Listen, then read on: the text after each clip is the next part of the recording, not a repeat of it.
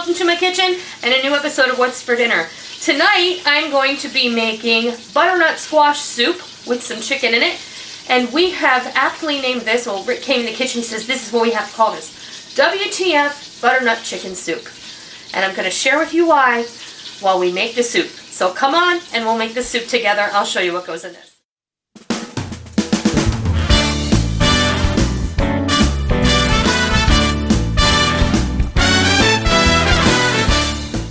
I'm going to go over what I'm going to put into this soup, and then we're going to go over to the stove and we're going to put it together.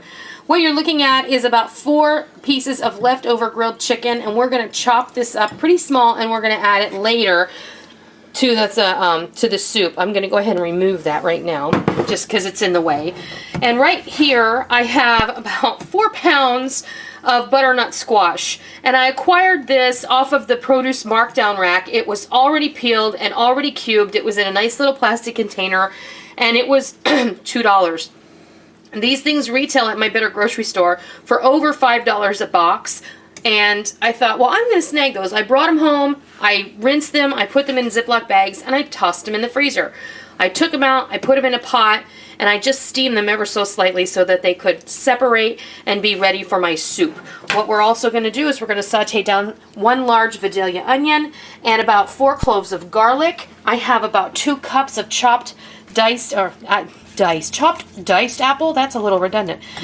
Diced apple. I have about 3 small Granny Smith apples in here, and it's about 2 cups worth. If you don't have apple, you don't have to add it. It adds a little level of sweetness and more texture to the soup once it's finished.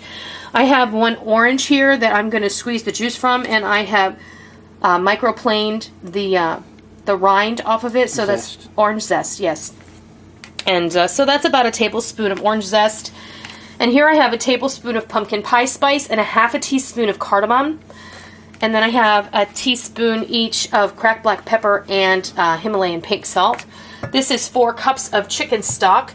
So it's 4 cups of water and about a tablespoon or so of my preferred chicken bouillon powder. And you can use fresh stock, you can use a bouillon cube, however you want to do this. We may add more water at some point, but we are also going to be adding some cream to this. And we're going to go over this. Oh, and some honey. I'm going to give this a little bit of a squeeze of honey to add a little brightness and a little more sweetness to the soup. We're going to go over to the stove and we'll be right back and we'll start cooking this off. Okay, I'm going to start sauteing my onion and my garlic in about a tablespoon of olive oil and a tablespoon of butter. And we're going to get these until they are soft, and then we'll come right back and we'll start adding the other ingredients. Okay, I'm going to go ahead and add my apples. And we're going to use the immersion blender on this, and we're going to make it all smooth. And then we're going to go ahead and add the chicken to it. So don't think that this is going to be like this ridiculously weird kind of chunky squash and apple soup, because it's not. And I just washed the apples really well. I did not peel them because that's a lot of good fiber we don't want to miss out on. Hush, Sam. It's okay. Okay. And now I'm going to add my squash. Now, like I said, yeah, what doesn't end up on the floor? Only 1 piece. That's it. No problem. Squirrel food. Yeah, for the backyard squirrels. Okay.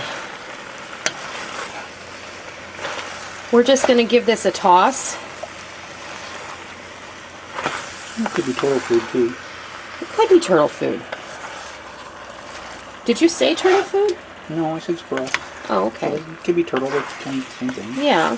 Have you tried them on butternut squash? Not sure. I think you tried them on hard squash. I don't think you've tried them on semi-cooked squash. I know Slider eats it. He eats everything. Mm-hmm. Pretty much. Okay. Now what I'm going to do is I'm going to add my orange zest, my pumpkin spice, and my cardamom. And if you don't like it that highly seasoned, back off on it. Oh, that smells amazing already. Oh my goodness. And here's our salt and pepper. I think it is ultra important to season your food, because when people sit down to eat it, they should not have to season it. If they are seasoning it, you didn't do something right. That's what I think. Now, my ex-brother-in-law, whom I love to death, he is my ex-husband's twin, he used to pull out a jar or a bottle of A1 steak sauce every single time he would eat a steak. And one time, he came to my house and I cooked him a steak, and he says, "Where's the A1? I said, "I'll have that garbage. You don't need A1 sauce to eat my steak." And do you know what? He didn't. He didn't. He said it was the first steak he ever ate that he didn't need A1 for, and that made me feel really good. And I just have a certain steak seasoning that I like to use that I make myself. And so that was really a proud moment for me. That was a long time ago. That was like 20 years ago. All right. So now, oh man, smells so good. Okay, these are seedless oranges, so I'm just going to go ahead and squeeze the juice right on in there. This is going to be like a sweet and savory thing going on.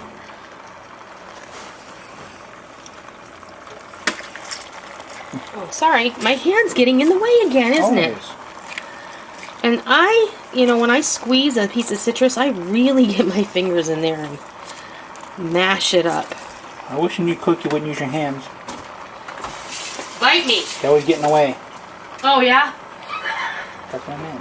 Oh, well, I have so many people who say you should really wear gloves and all that. Well, I'm not cooking for you. I'm cooking for my family. Here comes the chicken stock or bouillon or chicken broth or whatever. Now, you might not think that, you looked at that and thought, oh, I don't know if 4 cups is enough. Yes, it is. Because this is going to get blended down after this comes to a simmer.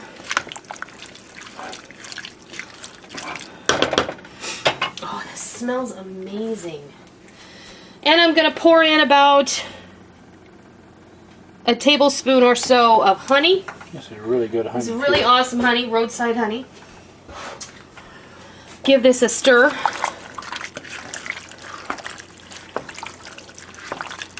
And then we're going to put the lid on it. We're going to bring it to a simmer.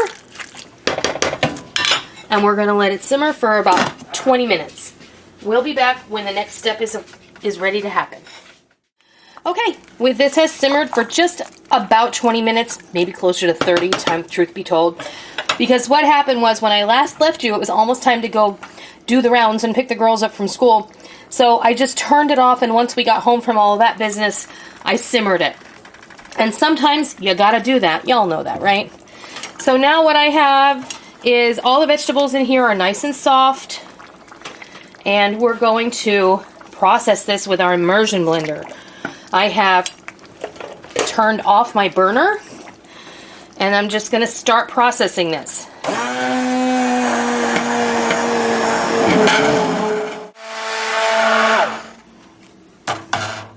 Okay.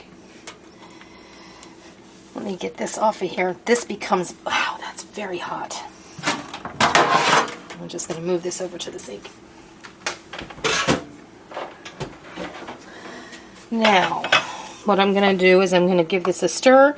I can tell that there are no visible, or I can't feel any chunks in here at all. It's nice and smooth. And I have got to tell you how amazing this smells, folks. It just smells incredible. And I have those 4 chicken breasts that I diced up fairly fine. I'm going to go ahead and put those right in there. So this is really a nutrition-packed soup with the addition of the chicken. If you don't have leftover chicken, you can go ahead and get a rotisserie chicken and pull that off the bone, chop it up fine and throw it in here. You can leave the chicken out altogether. If you're a vegetarian, you can just go ahead and make this with vegetable stock, and it's all going to be good. Now, what we're going to do is we're going to serve this up, and we're going to put a drizzle of some mock creme fraiche that I made in another video. And then we're going to serve you a bowl, and we're going to show you how good this is. So we'll meet you over at the counter, and we'll fix you a bowl.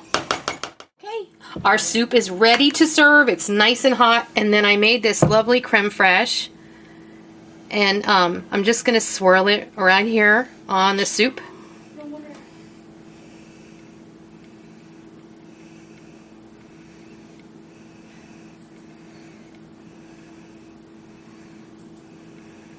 Yum. You could have made a smiley face. I could have made a smiley face. You're absolutely right. Happy soup for dinner. Okay. We're going to have that with some crusty sourdough bread that I just pulled out of the oven about an hour ago. There it is. And that's dinner. I hope that you give this butternut squash soup a try, and I hope that you love it. I can tell a story. Oh, I need to tell you a story. I said this was called WTF Butternut Chicken Soup. And the reason for that is I was initially going to make this soup another day. And that was yesterday. And Molly texted me from school and asked me if I knew what was for dinner. And I said butternut chicken soup. And she replied, WTF is that? Question mark. As in, what the freak? And when Molly says that, she means what the freak. And I told her it was butternut squash and chicken soup. And she went, oh. So...